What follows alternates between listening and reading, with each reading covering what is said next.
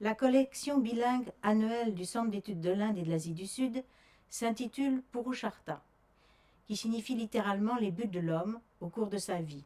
Artha, la richesse économique, Kama, le désir de plaisir amoureux, Moksha, le désir de se débarrasser des désirs et d'atteindre la délivrance et l'absolu, et puis le Dharma, qui représente la norme sociale et religieuse que l'on doit observer et qui englobe les trois autres buts.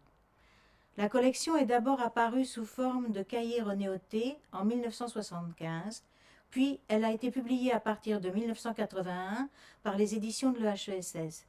Elle présente les travaux de recherche du laboratoire et s'ouvre aussi internationalement aux chercheurs extérieurs. Elle aborde des problématiques de sciences humaines à la croisée du terrain et des sources textuelles, en privilégiant un niveau scientifique exigeant, avec à l'appui une iconographie pédagogique et attractive qui lui confère sa marque de fabrique. Elle est pluridisciplinaire, elle couvre tout le sous-continent indien et se caractérise par la variété des thématiques étudiées.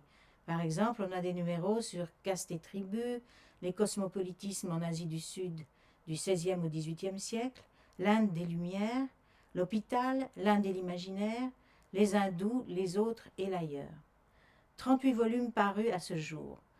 Parallèlement à l'édition papier, on tire à 800 exemplaires, depuis les 3 derniers numéros, je prépare et j'édite aussi leur mise en ligne et je vérifie et valide tous les volumes précédents numérisés par Open Edition pour que la collection entière soit désormais accessible sur papier et en ligne.